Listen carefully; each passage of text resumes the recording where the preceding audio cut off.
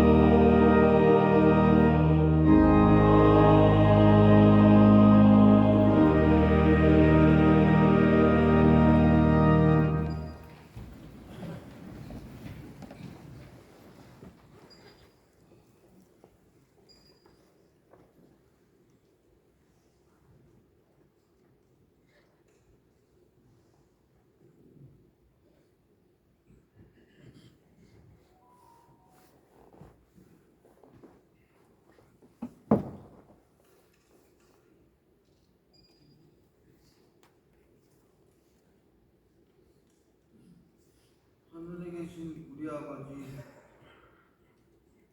하나님 아버지 감사합니다. 오늘 오후 찬양 예배를 아가페 봉사부 헌신 예배로 하나님 앞에 드리게 됨을 감사드립니다. 가물어 메마른 땅에 단비를 내려주시듯 저희들의 심령에도 성령의 단비를 내려주셔서 성경 충만한 삶을 살아갈 수 있도록 인도하여 주시옵소서. 장애를 가지고 살아가는 삶이 쉽지 않지만 하나님께서 힘주시고 능력 주셔서 이 세상을 지혜롭게 헤쳐나갈 수 있도록 인도하여 주시기를 간구합니다. 자존감을 상실하지 않게 하시고 겸손과 순종의 마음으로 하나님의 뜻을 구하며 하나님 손에 붙들려 살아가는 복된 인생들 되게 하여 주시옵소서.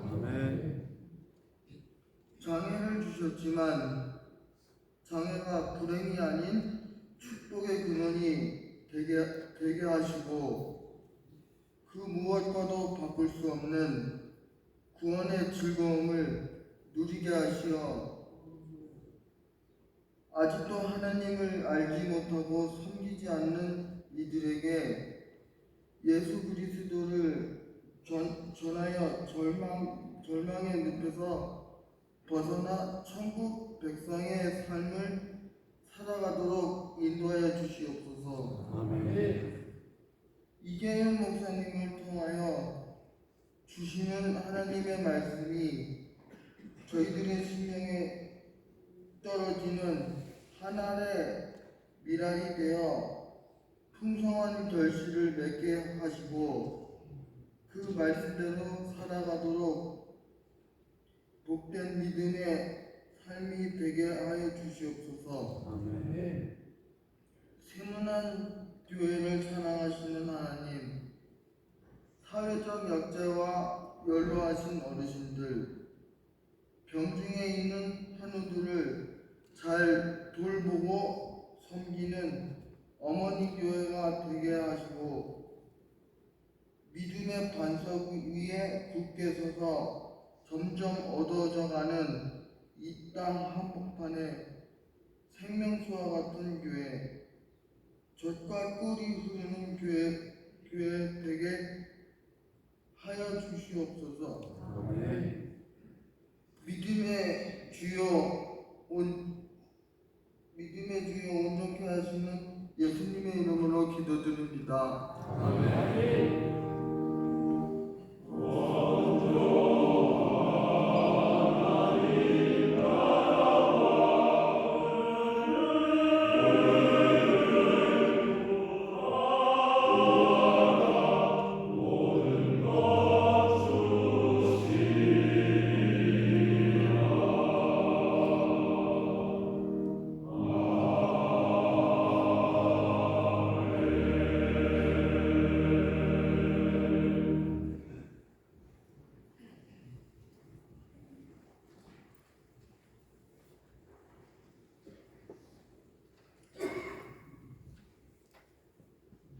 누가복음 13장 10절에서 17절.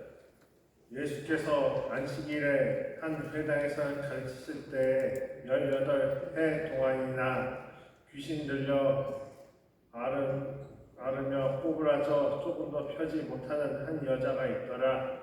예수께서 보시고 불러 이르시되 여자여 내가 내 병에서 놓였다 하시고 안수하시니 여자가 곧 펴고 영광께서 영광을 돌리는지라. 해당장이 예수께서 안식일에 병 고치시는 것을 분내어 우리에게 이르되 일할 날이 엿새가 있으니 그 동안에 와서 고침을 받을 것이요 안식일에 하지 말 것이라 하거늘 주께서 대답하여 이르시되 외식하는 자들 너희가 각각 안식일에 자기의 소나 나귀를 외양간에서 풀어내어 이끌고 가서 물을 먹이지 아니하느냐. 그러면 18해 동안 사탄에게 매임 받은 이 아브라함의 딸을 안식일에 이 매임에서 푸는 것이 합당하지 아니하냐. 예수께서 이 말씀을 하심에 모든 반대하는 자들은 부끄러워하고 온 무리는 그가 하시는 모든 영광스러운 일을 기뻐하니라. 아멘.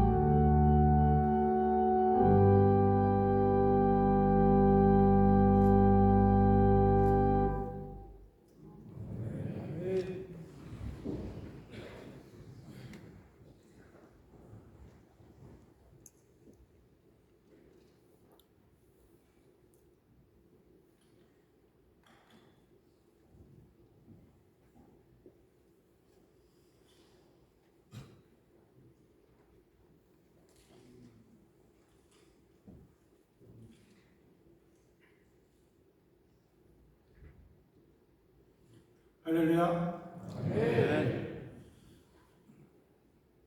어저께 4월 20일이 장애인의 날이고, 이제 우리 교단에서는 오늘을 장애인 주일로 지키게 되어 있습니다. 26번째 지키는 우리 장애인 주일을 우리 세문안교회 성도들과 함께 지킬 수 있게 되어서 정말 기쁩니다. 한국에 수많은 교회가 있고 예배당이 있지만 휠체어를 타고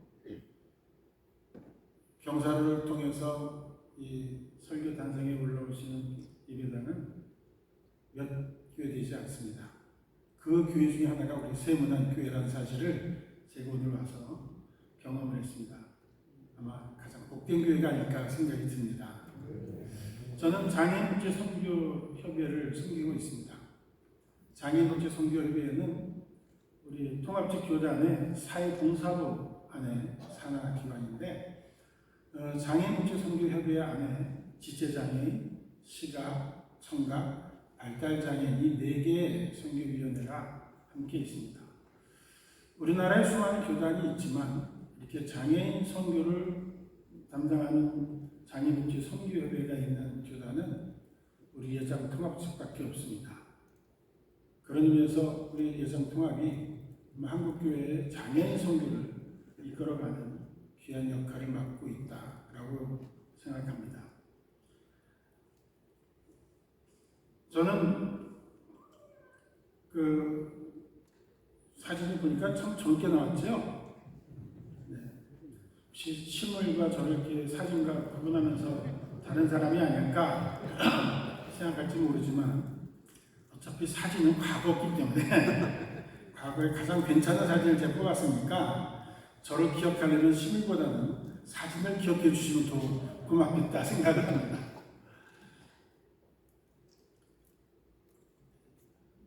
이게 되나요? 아까 잘 됐는데.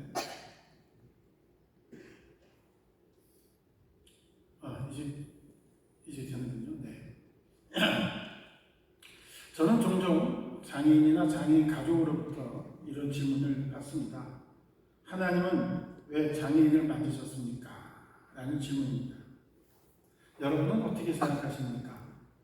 하나님이 장애인을 만드셨다고 생각하십니까? 아니라고 생각하십니까? 이 말은 하나님이 장애인을 만들었다는 전제를 가지고 질문을 하고 있는 것입니다. 마치 요한복음에서 제자들이 예수님께 질문하지요. 이 시각장애인은 누구의 죄 때문입니까? 부모의 죄입니까? 본인의 죄입니까? 이 질문도 마치 시각장애인은 죄로 인해서 시각장애인이 됐다라는 전제를 갖고 하는 질문과 마찬가지입니다. 과연 이 질문 자체가 성립되는가 하는 것에 대해서 오늘 함께 생각해 보려고 합니다. 우리 출애굽기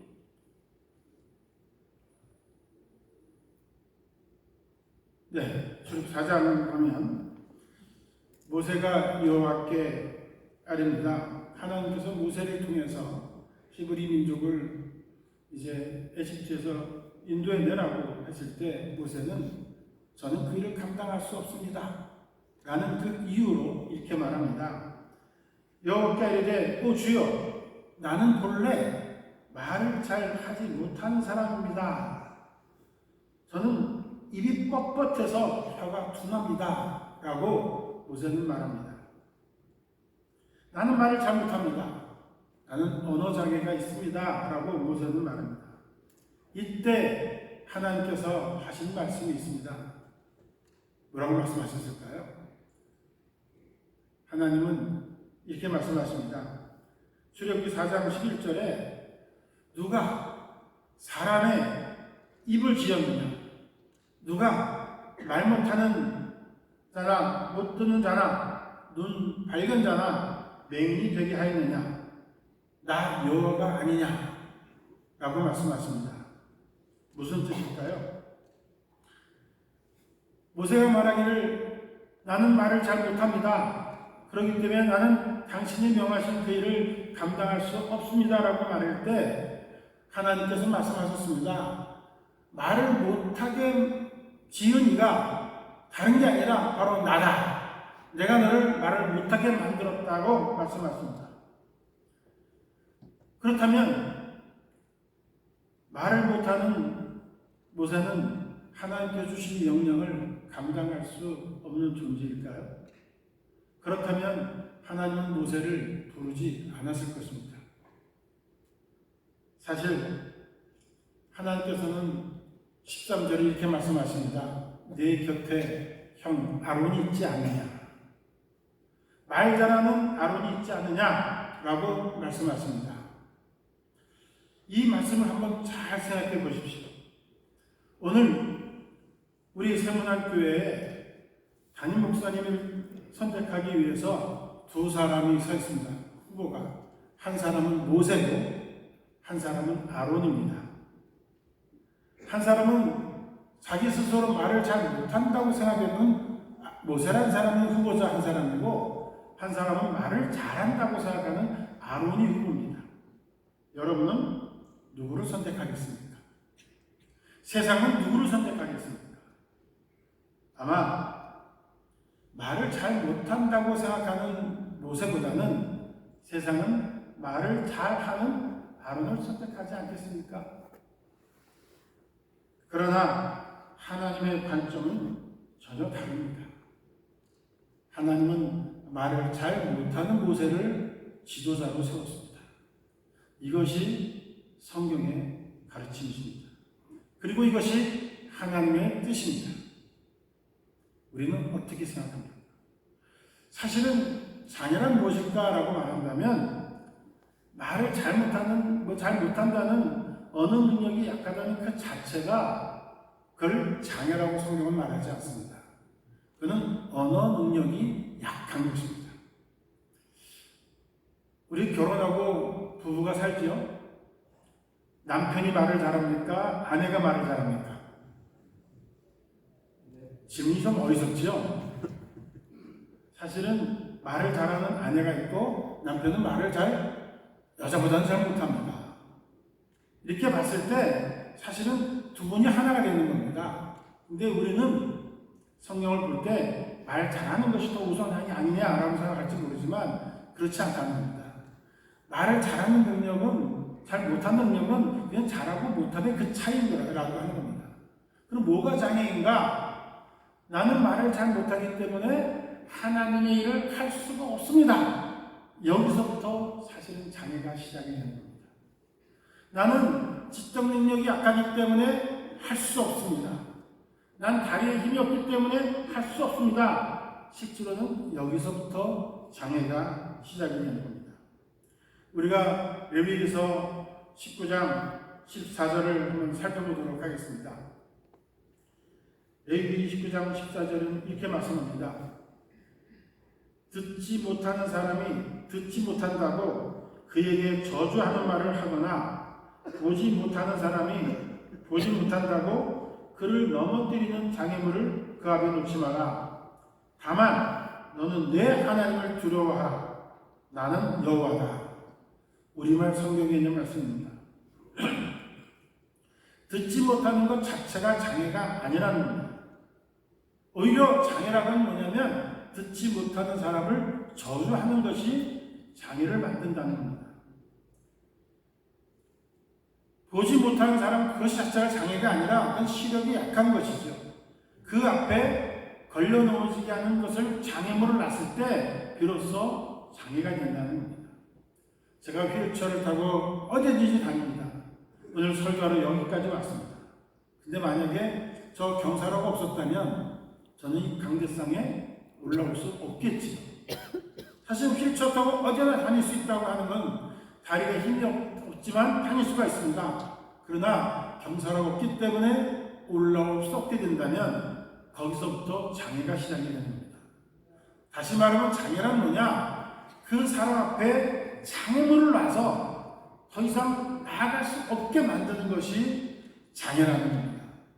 이 자리에 있는 우리 성도 여러분, 아마 나는 육체적으로 정신적으로 완전합니다 라고 하는 분이 계십니까? 그거는 굉장히 심각한 착각입니다. 우리는 완전하지 않습니다. 하나님께서 아담을 창조했을 때 아담이 부족하다고 생각해서 하와를 만들었습니다. 그러면 하와는 완전할까요? 하와도 온전하지 않습니다. 하와와 아담이 같이 만나서 하나가 되는 것입니다.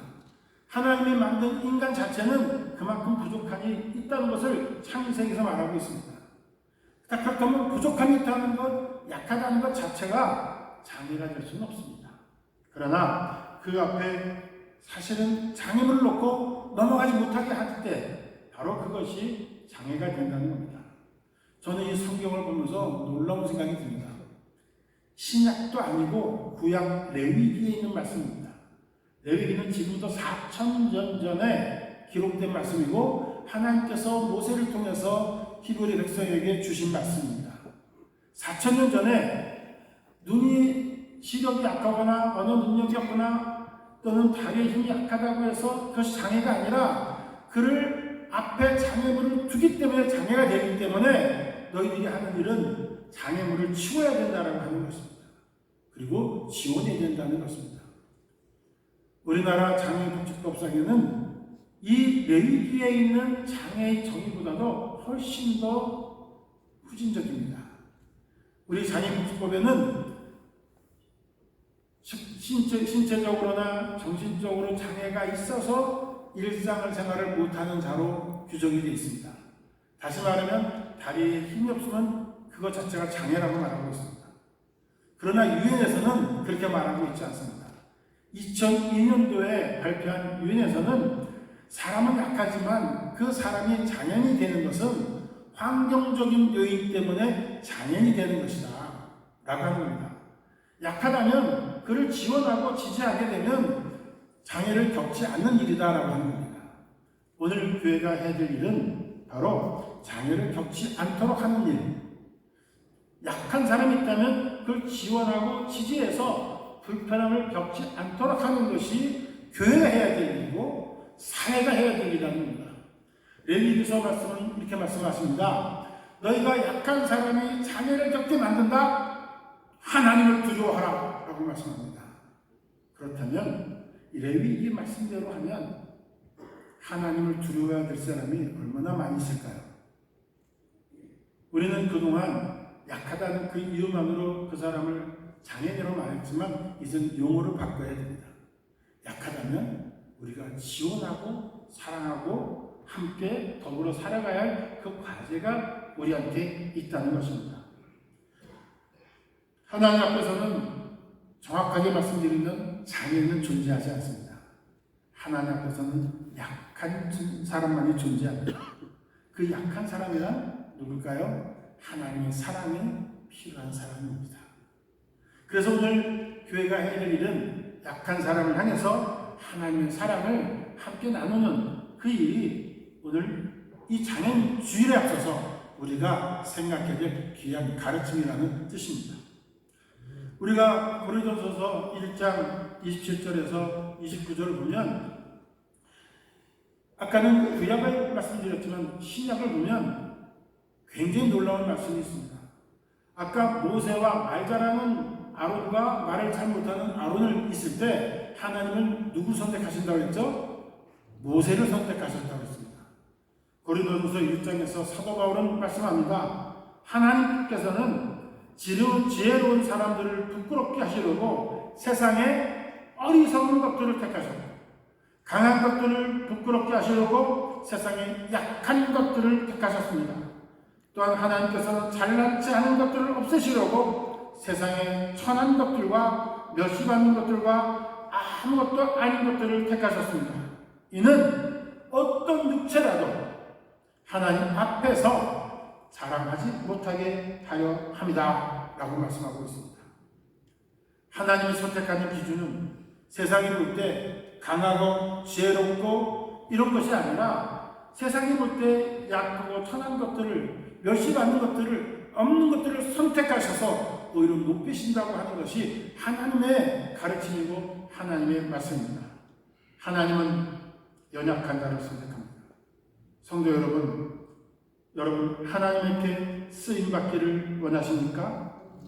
그렇다면 오늘 이 자리에서 내가 강한 존재가 아니라 내가 연약한 존재라는 자를 연약하다는 그 사실을 인정하는 축복을 누리시기를 원합니다. 세상은 강한 자를 선택할지 모르지만 하나님은 연약한 자를 선택하십니다. 다윗을 선택하신 하나님께서 사무엘상 16장 7절에 우리 너무 잘 알고 계시죠? 이렇게 말씀합니다. 여호와께서는 사무엘에게 이르시되 그의 용모와 키를 보지 말라. 내가 그를 이미 버렸노라. 나는 내가 보는 것은 사람과 같지 아니하니 사람은 외모를 보거니와 나 여호와는 중심을 보느니라 하십니다. 하나님은 외모를 보지 않습니다. 하나님은 중심을 보십니다. 야고보서에서도 말씀하십니다. 화려한 장식을 하지 마라. 하나님한테는 우리가 겸손하게 하나님 앞에 나와야 된다고 말씀하고 있습니다. 사도 바울은 고린도후서 12장 9절에서 말씀합니다. 내가 자랑할 것이 있는데 나는 연약한 것들에서 자랑할 것이다. 이는 그리스도의 능력이 내게 머물게 하려 함이라고 말씀합니다.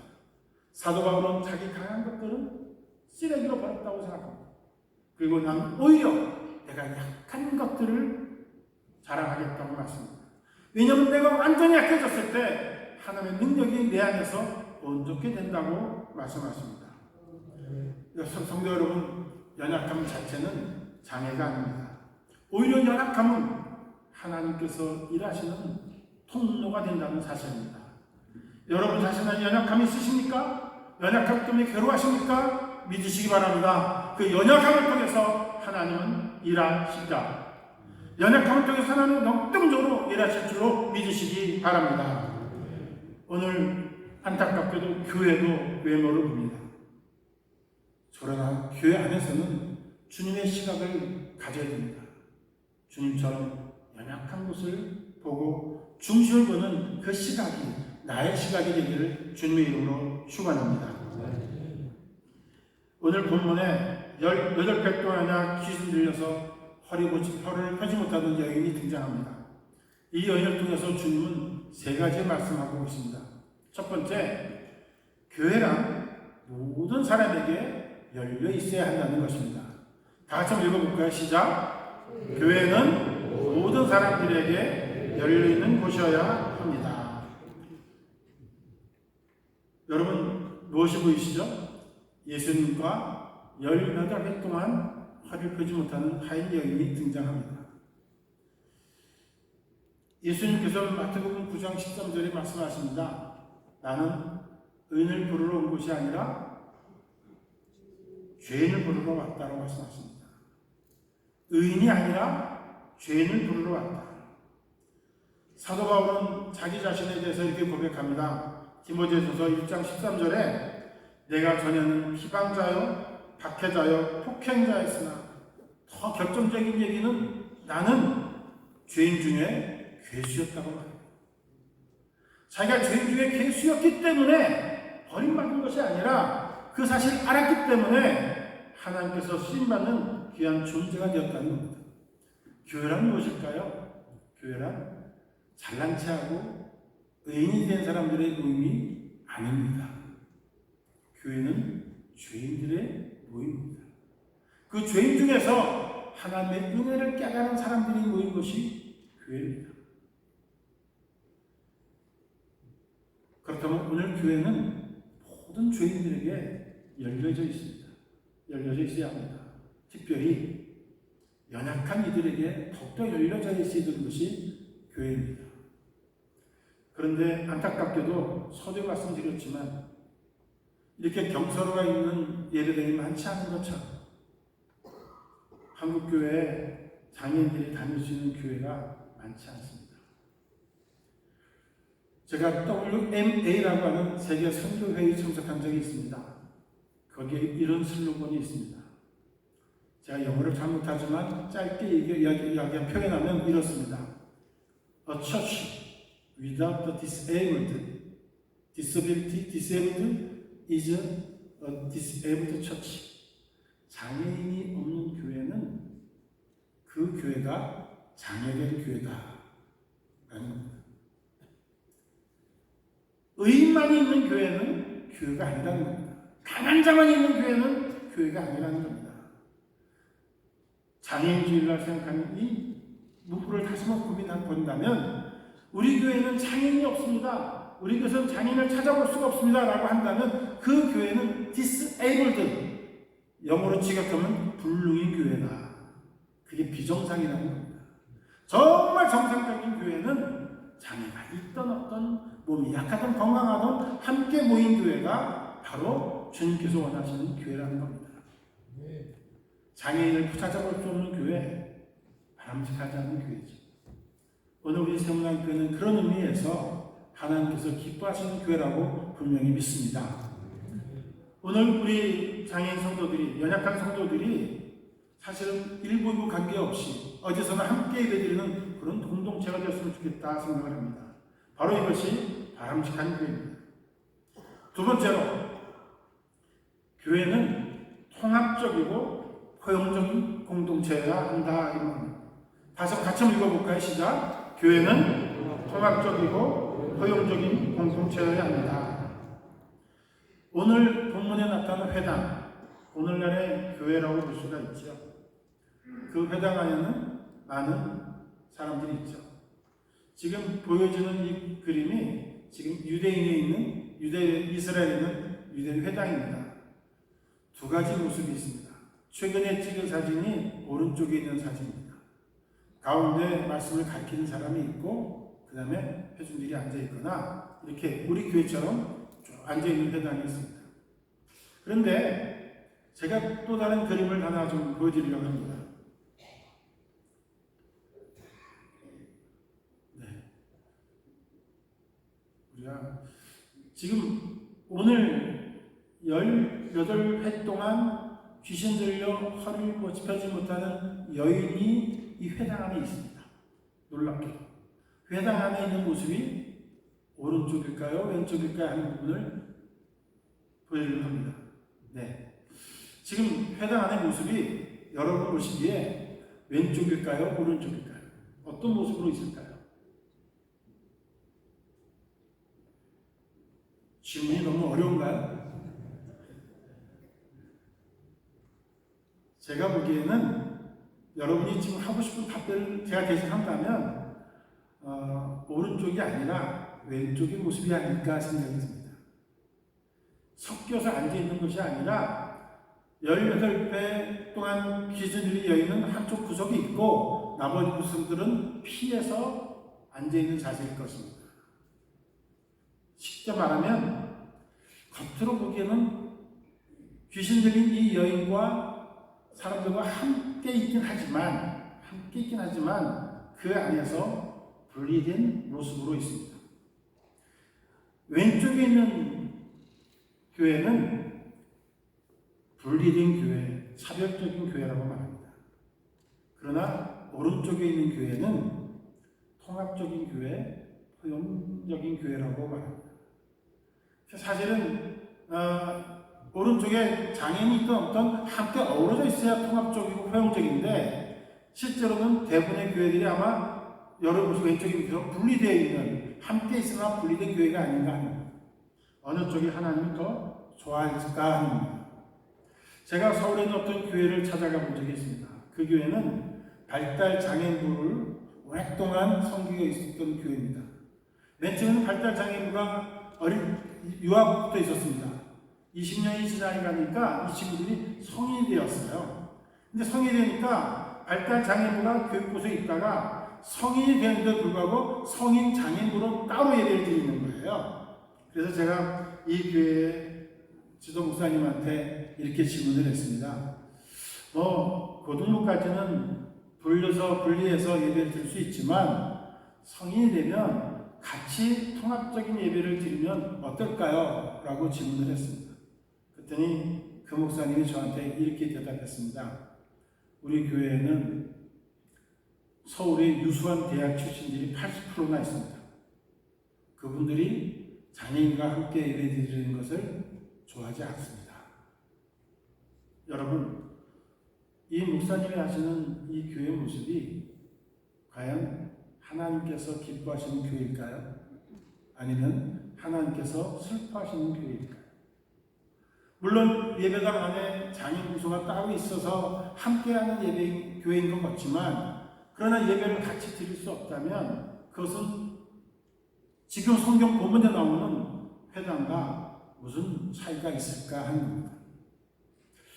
저는 30년 동안 발달 장애인과 함께 가르치면서 예배를 드렸던 그런 당사자인데요. 발달 장애인들끼리 모이는 그 예배가 얼마나 뜨거운지 모릅니다. 얼마나 안에도 잘하고 기도도 열심히 하는지 모릅니다. 그런데 사람들 생각에는 발달장애인이 함께 예배드리면 돌아다니고 난리치지 않겠는가라고 편견을 갖고 있습니다. 전혀 그렇지 않습니다. 사실은 함께 드리는 예배가 더 아름다운 교회입니다. 지금 오늘 본문에 나오는 이 회당의 모습은 실제로 아름다운 모습은 아니라고 생각이 듭니다. 에베소서 4장 1절로부터 3절에 이런 말씀이 있습니다.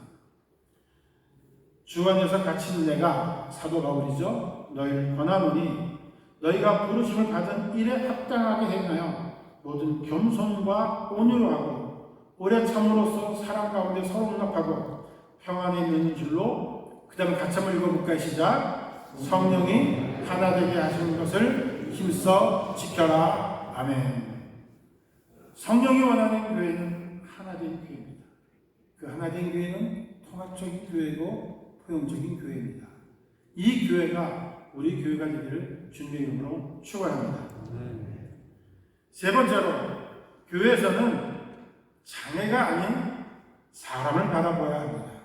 같이 한번 읽어볼까요? 시작. 교회에서는 장애가 아니라 사람을 바라봐야 합니다. 회당 안에 18배 동안 귀신 들려 허리를 펴지 못한 여인이 있습니다. 예수님은 이 여인에게 묻지도 따지지도 않았습니다. 네가 낫기를 원하느냐? 질문하지 않았습니다. 그리고 예수님은 이 여인을 보자마자 여자여 내가 내 병에서 놓였다 하고 선언하셨습니다. 그러자마자 이 여인이 귀신으로부터 해방되고 온전한 여인이 되셨습니다. 건강해졌습니다. 이때 등장하는 인물이 하나 있습니다. 회당장입니다. 지금 건강해진 이 여인 옆에 있는데 회당장은 예수님께 와서 따집니다. 안식일에 병을 고쳐서는 안 됩니다. 어쩌라는 얘기입니까? 다시 이 여인에게 귀신이 들어가서 귀신 들린 사람으로 다시 돌아가야 된다는 얘기입니까? 말도 안 되는 질문을 이 회당장이 하고 있습니다. 그때 예수님은 안식일 논쟁에 끼어들지 않습니다. 예수님은 아주 간단하게 말씀하십니다. 안식일에 너희도 물에 빠진 생명을 구하지 않느냐? 아브라함의 딸이 귀신으로부터 자유케 되는 것이 옳지 않느냐? 말씀하십니다. 사람들이 볼 때는 18년 동안이니까 귀신 들렸다고 한다면 머리가 헝클어지고 제대로 씻지도 않을 것이고 옷도 누추해질 것이고 정말 기괴한 모습으로 있었겠지. 그런 모습이기 때문에 분리돼서 앉아 있었겠죠. 근데 예수님은 그 여인을 이렇게 말씀합니다. 아브라함의 딸이라고 말씀하십니다. 예수님은 외모를 보지 않았습니다. 그 여인은 회복되어야 할 아브라함의 딸이라고 말씀하셨습니다. 예수님에게서는 귀신도 문제가 없었고 허리가 굽혀졌던 것도 아무런 문제가 없었습니다. 단지 내 딸이라는 것입니다. 아브라함의 딸이라는 것입니다. 주님은 사람을 보셨습니다. 오늘 우리 교회도 온 이 자리에 있는 성도님들이 사람을 볼 때 저 사람은 휠체어 탔구나, 저 사람은 앞을 보지 못하는구나, 저 사람은 수호를 하는구나, 이런 관점이 아니라 하나님께서 사랑하는 하나님의 자녀라는 관점에서 바라본다면 우리 교회에서는 자녀는 완전히 사라져버리는 아름다운 교회가 되리라고 분명히 믿습니다. 저는 굉장히 궁금한 것이 있습니다. 지금까지 살아오면서 저에게는 휠체어 탄 지는 이제 한 6, 7년밖에 안 됐거든요. 그전에 목발을 짚고 다녔습니다. 목발을 짚고 다니면서도 사람들을 보면서 늘 궁금한 게 있습니다. 아주 원초적인 질문인데요. 걷는다는 게 뭘까? 두 발로 걷는다는 게 뭘까? 아주 궁금합니다. 여러분, 이 예배가 끝나면 두 발로 걸어서 아무렇지도 않은지 집에 가시겠죠? 여러분한테는 너무 일상적인 일입니다. 저는 궁금합니다. 두 발로 걷는다는 게 뭘까? 주님, 두 발로 걷는 것이 무엇인지 가르쳐 주세요. 아무리 기도해도 제가 죽을 때까지 그 비밀을 알 수 없을 것 같습니다. 이 자리에 우리 휠체어 타신 우리 형제 자매들도 저와 똑같은 고민일 겁니다. 걷고 싶어요, 뛰고 싶어요, 그런 게 아니라 걷는다는 게 뭘까? 여러분한테 일상적인 일이지만 우리에게는 신비한 일입니다. 얼마 전에 총신대 총장으로 일하셨던 우리나라 최초의 시각장애인 총장이 계십니다. 그 이재석 박사님이 저한테 얘기합니다. 이 목사님, 나 궁금한 것이 있어요. 뭐가 궁금합니까? 앞으로 못 보시니까 세상이 어떤지 궁금합니까? 그랬더니 그리고 관심이 없어요. 뭐가 관심 있습니까? 우리 아이들 얼굴 보고 싶어요. 시각장애인으로서 살다 보니까 자녀들 얼굴을 보고 싶지 않은 거예요. 자녀들이 아버지 얼굴 기억하면 됐죠? 그랬더니 하신 얘기가 있습니다. 천국에 가서 내가 자녀들 얼굴을 알아보지 못하면 어떡할까? 라는 질문입니다. 여러분, 두 눈을 보고 좀 저를 칼라로 보고 있죠? 혹시 흑백으로 보는 분 계십니까? 여러분, 칼라로 보고 있다는 게 너무 자연스럽죠? 보면서 그죠? 이렇게 못생기냐, 잘생기냐, 이것 따질 수 있을지 모르지만 사실은 시각장애인들한테는 보는 게 뭘까? 아주 궁금한 겁니다. 제 친구 중에 청각장애인들이 많습니다. 이제 이 나이 됐으니까 이젠 듣는다는 것을 포기할 수도 있는데 제 친구 중에 한 친구는 저한테 그러더라고요. 구하로 얘기하는 거예요. 소리가 뭐니? 그분은 60이 다 돼서 와우 수술을 했습니다. 보청기를 꼈습니다. 의사가 하지 말라고 소용이 없다고 했는데 굳이 보청기를 만들어 해야겠다고 했습니다. 제가 물어봤습니다. 지금 보청기를 해도 소리를 들을 수가 없어요. 그랬더니 그분이 저한테 얘기하더라고요. What is a noise? 소음이 뭐야? 소리가 뭐야? 그게 궁금해. 말이 아니라 소리가 뭐야? 여러분, 누구는 소음이 뭔지 궁금해하고 누구는 자녀를 보고 싶어하고 누구는 걷는다는 게 무엇인가를 궁금해합니다. 근데 대부분의 사람들은 걷고 보고 말하면서 그것을 감사해야 하지 않습니다. 여러분, 이 시간 왜 하나님이 연약한 지체를 뒀을까라고 했을 때 우리들이 해야 될 일은 그분을 보면서 하나님께서 나한테 보너스로 준 은혜가 있다는 사실을 감사하며 살아가는 우리 모두가 되기를 원합니다. 내가 볼 수 있기 때문에 감사하고 걸을 수 있기 때문에 감사하고 말할 수 있기 때문에 감사하고 누군가 얘기를 들을 수 있기 때문에 감사해야 됩니다. 그러나 오히려 보기 때문에 불평하고 듣기 때문에 불평하고 걸을 수 있기 때문에 불평하고 그렇다면 하나님은 언젠가 그걸 걷어갈지도 모릅니다. 오늘 우리는 사실은 걷는다는 게 뭔가를 궁금해하지만 신비에 남겨두기로 했습니다. 왜냐하면 왜 그런지 아십니까? 저는 천국에 갈 겁니다. 이렇게 지금 계신 분들 다 천국에 갈 겁니다. 우리 천국에 우리 형제들이 천국에 가잖아요. 그러면 여러분이 누리지 못한 놀라운 기쁨을 우리가 경험하게 될 겁니다. 무엇일까요? 이사야서 35장에 주님은 말씀하셨습니다.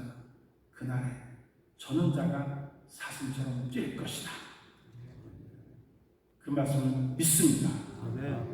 여러분들은 천국에 가서도 뛰면서도 감사하지 않을 겁니다. 왜 원래 뛰었습니까? 걸으면서도 감사하지 않을 겁니다. 보면서도 감사하지 않을 겁니다. 원래 봤습니까? 아마 우리 세원학교의 아카페 봉사하는 형제 자매들은 천국에 가면 아마 누군가가 검주국시된 사람이 있을 거예요.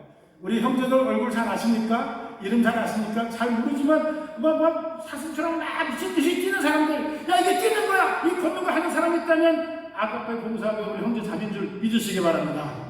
그분들은 구원받는 것 이상도 또 다른 기쁨을 느낄 겁니다. 이 기쁨을 주님께서 우리에게 약속하셨습니다. 그래서 오늘 우리들이 해야 할 일이 있습니다. 우리만 이 축복을 누릴 수가 없습니다.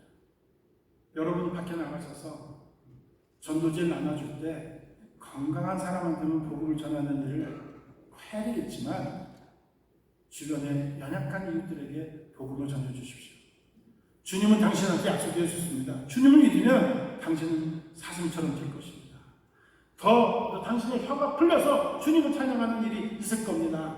주님의 당신의 눈이 밝아질 것입니다. 지적장애 발달장애니까 놀라운 모습으로 변화될 것입니다. 이것이 바로 복음입니다. 이 복음을 전하는 그 일을 감당할 때 우리 교회가 진짜 주님이 기뻐하시는 그런 교회가 될 것입니다. 장애인 그리스도의 몸된 교회, 그것은 예배당 안에 갇혀 있으면 그것은 교회가 아닙니다. 이 예배당을 넘어서 진정 그리스도의 몸된 교회로서 우리가 사명을 감당할 때 다른 교회가 아닌 이 세문안교회로서의 사명을 충분히 감당하고 이를 통해서 이 하나님 나라 확장되어지고 하나님께 영광 돌리는 우리 모두가 되기를 주님으로 축원합니다. 기도하겠습니다. 사랑이 풍성하신 하나님 아버지, 오늘 우리가 주님께서 피로 사신 값진 몸된 교회 안에 있습니다. 이제 이 장애인의 날, 장애인주일, 장애인을 통한 연약함을 통한 하나님께서 주신 사명과 말씀을 깨달았습니다. 이 말씀을 듣고 말씀대로 살아가는 우리가 되게 하여 주시옵소서. 특별히 아카페 봉사구에 있는 우리 연약한 지체들, 부활 이후에 하나님께 놀라운 축복을 주시옵소서. 확실히 믿고 그 믿음을 갖고 승리하고 나가는 은혜를 더하여 주시옵소서. 함께한 우리 성도님들 위해 주께서 함께해 주시고, 오늘 이 시간부터 장애가 아니라 사람을 보게 하시고 하나님의 자녀를 바라보면서 이 귀한 복음을 온 세상에 전하는 우리 세문안교회가 될 수 있도록 축복하여 주시옵소서. 감사드리며 살아계신 예수님 이름으로 기도합나이다. 아멘.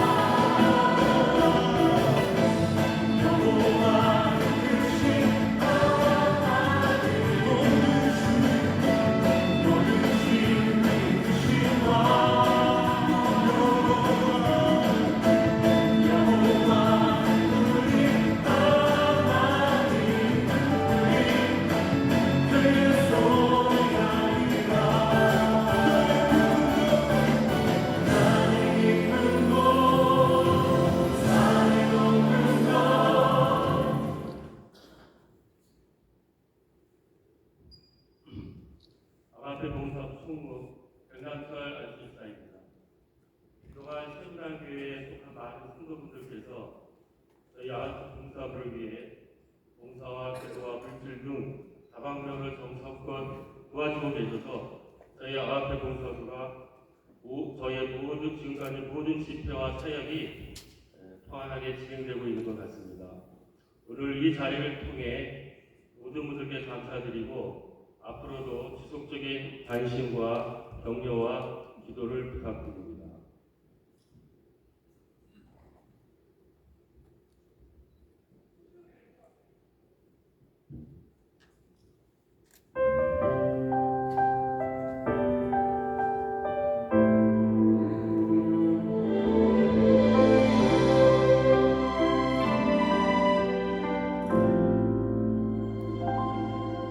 내가 누려왔던 모든 것들이